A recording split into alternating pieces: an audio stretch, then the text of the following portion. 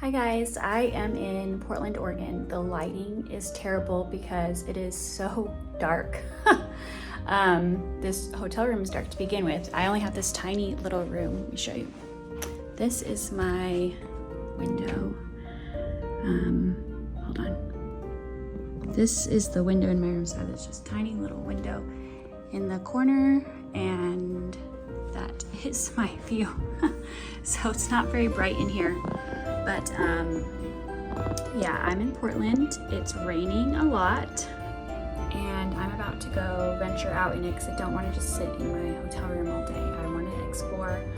I'm gonna go try and find something for breakfast, and there's a book reading festival, Portland Book Festival today. It happened to be on the day that I was going to be here anyway, so I'm gonna go check that out and check out the art museum, and then we'll see where things go from there.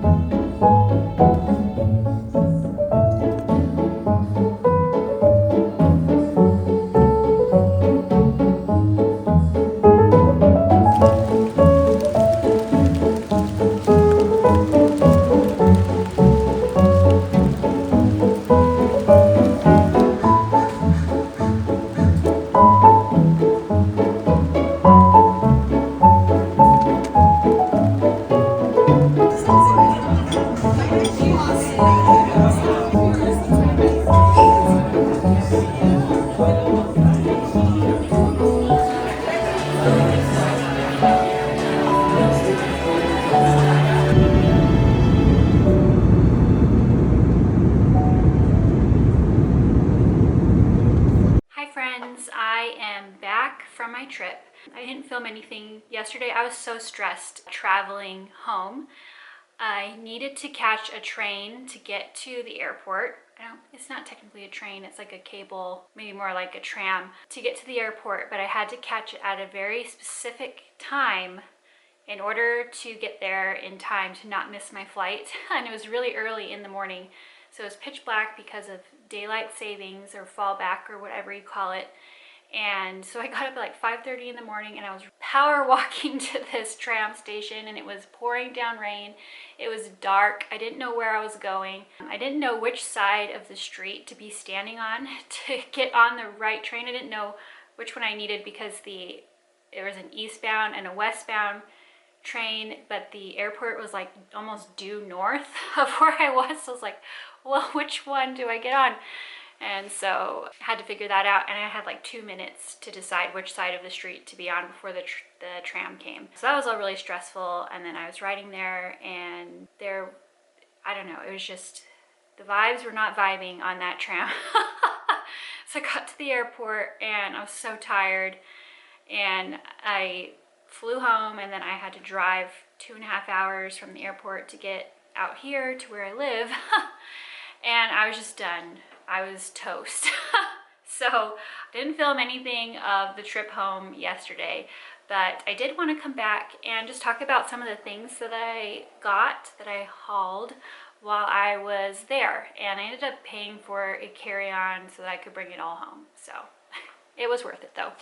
All right, the first thing is between the book fair, the book festival, it's called the book festival, and the Powell's bookstore, I got 5 books. So this one was from Powell's, and it's called Serafina. It's actually a book that's been out for like 10-ish years, but I didn't know this existed.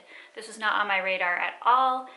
It kind of came out around a time when I wasn't a reader anymore, which was right after around the year that my second child was born. Like once I had babies, I stopped reading for 8 to 10-ish years. And then I got back into it about 2 years ago. But this is a dragon book. It's a book about dragons, and that's all I know about it, and all I need to know, and all I want to know before going into it. But I did see they had a first edition of this in their rare books room. That room was so cool. Like I really loved it in there. And I do think I have footage of that in the video previously, but the rare books room, highly recommend. It was really awesome. But I had a first edition of this. I think it might have been signed in the rare books room, and I saw it and I was like, that looks really interesting. So I went and found it on the regular shelf and bought a used copy of it, and I'm gonna read it because there's all this hype around the, what's it called, Fourth Wing book, and the second book's coming out like today, I think, at the time that I'm filming this.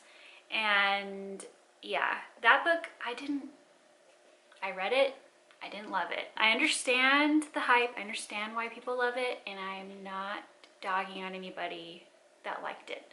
It was an adult novel because it included some adult themes, but it read very YA, and I felt like the stakes, this was supposed to be a high stakes book, and I felt like the stakes just did not make sense. But anyways, I wanted to read this and see if I like this any better. It's another dragon story. All right, and then I got this after seeing a lot of YouTubers. This one I also got from Powell's. A lot of YouTubers talk about this, and they really liked it. And this is the author that wrote The Dead Romantics, which is another book that I enjoyed, so I thought I would pick this one up. And then this one, How Do You Live? I believe this is translated by Bruno Navasky, written by Genzaburo Yoshino, and this is supposedly Hayao Miyazaki's favorite book, and it is the book that he is basing his final film on, which I think comes out in December. And so I wanted to give it a try. I've heard good things about this as well from a couple of people on YouTube. These next 2 I got from the book fair. I've heard of this author before, and I hadn't heard of this book. This is the author of 3 Dark Crowns, which I do own the audiobook for, but I just haven't listened to it yet. And it's called Champion of Fate, and I really loved the synopsis. Basically about a group of legendary female warriors, and they are like considered hero makers, and this particular girl receives her first like hero that she's supposed to help guide along his path so that he can become a great hero. And that sounded like a really cool premise, so I picked that one up. And then this one is by Aiden Thomas, and it's called Lost in the Neverwoods, and it's sounds like it's kind of like a Peter Pan retelling. Not retelling, but like Peter Pan vibes. And it's about a girl, something about a dark forest, and her brothers go missing, and it sounds creepy. And one of my very favorite tropes in books is a dark forest trope, and this features a dark forest, so that's why I picked this one up. All right, next up is the stationery and art supplies. Oh my gosh, they had the cutest stationery store in Portland. It's called Oblation Papers and Press, and it was adorable in there. I got this Delphonics pouch. I own one of these in yellow already. At the time, I had a special order it from Japan, and it took months to get to me, my yellow one, and then to just walk into that super cute stationery store and see this sitting there, and it's like the color, like this is like one of my favorite colors. You'll notice it's a color that's even in my logo for my shop.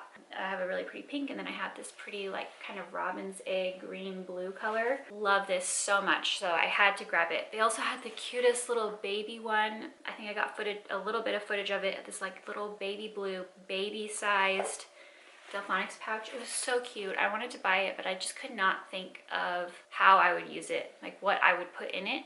And this one I know will come in handy because we're moving this summer. Don't ask me where we're moving. We don't know. We'll let you know when we find out, but we're moving this summer. So I think this will be helpful with packing up my art supplies for the move. And then what else did I get from that shop? I got this notebook. This just felt like the perfect size. I love how this feels in my hand. I know this will fit in like any of my purses or tote bags or my belt bag to take with me on the go. I do like having a notebook with me at all times so that if I have an idea or there's something I need to remember, I can just jot it down in my notebook and then can put that wherever it needs to go when I get home. And this just, I don't know, the weight of it felt really good, and they had a little sign up that said that these are ideal for fountain pens, which is one of the things that their shop specialized in. And I have become a bit of a fountain pen snob, so that sounded great to me. And I actually bought a fountain pen while I was there. I have not gotten into the really expensive fountain pens. I don't know if you know this, but there are fountain pens out there that are like $400 or $500, and I'm like, I cannot justify spending that much money on something that I will probably lose. Because let's face it, we've all lost a pen in our lifetimes, a time or two. So this one was under $40, which was much more in my price point. This is what it looks like. I got it in that, it's almost the exact same color as that Delphonics pouch, but I liked it because it has a reservoir right there, so it doesn't use the little ink cartridges that you stick in. I don't like using those. I like just filling it with my own ink. And whenever I do that, I make a huge mess. And I haven't figured out the best way, the correct way to fill up the little ink cartridges inside of fountain pens. I always make a mess, and I don't get that much ink into the pen. So this one was attractive to me because it has the inkwell built into it. It's not like a separate cartridge that you have to stick into it. And you just twist this up when you need to fill it, and you literally just stick the nib in the ink and then twist it back like that, and it sucks the ink up into the pen. If you know you're not going to be using that color for very long, you can get like that much ink in it and use it up and then change it to something else. So that seemed ideal for me and my lack of skills when it comes to putting ink in my pens. I don't know if any of you can relate to that or not, but that's how things are here. And then I got this really pretty ink that I'm planning on using in that pen. I'm going to show this later because I'm going to be saying this about the next couple of things. I'm going to show it more later because I am going to be doing a art supply haul. I have hauled several art supplies, and I have an order of art supplies that I'm planning on putting in this week, and I'm going to do a whole art supply haul video. So I will show this off then. I have some other inks that I got too that I'm going to show off and swatch out, but this was this really gorgeous blue with like some red undertones and like a golden shimmer throughout it. So beautiful, beautiful ink. And then from the art store, first of all, I got these two Winsor Newton watercolors in Payne's Gray and I think Raw Umber, because they were just two colors that are kind of standard paint colors for watercolor, and I was missing them for my collection. So I grabbed those. And then I got this cute little sample sketchbook paper type thing, and I thought this would be cute to do some like tiny little paintings. Just adorable, and it was really cheap. It was like $2. And this, I've never tried these before. These are the Caran d'Ache. I'm not sure I'm saying that right. I believe it's a French, or no, Swiss. It says it's Swiss made. Swiss company, and these are the Neocolor 2 aquarelles, and they are wax pastels that are water soluble, so you can use them like a watercolor. Interesting. I'm very intrigued by these. I've heard they kind of are like adult crayons basically, but they can be used as a watercolor. So I will be swatching those in the art supply video. And lastly, the rest of them are in this bag. I got these, what are these? The Derwent Inktense colored pencils. So those are the colors that I got. Just trying out 6 of them. These are kind of like the watercolor pencils that I have, except they're like an ink instead of a watercolor, which the only difference I can tell is that these are supposed to, once you wet them and then they dry, they're not supposed to be, what's the word I'm looking for? They're not supposed to be reusable. So if you got them wet again, or you were layering something on top of it, these colors will not move. They'll be permanent on the page once they've dried. So that is the difference between these and like regular watercolor pencils. So I want to try some of those out. So I just got 6 to start and see if I even like them. And then there was one more thing I forgot about other than these. Well, first let me show these paintbrushes. Sorry, I'm a mess. These are my favorite paintbrushes. They're the Princeton Velvet Touch paintbrushes, and I got these tiny little sizes.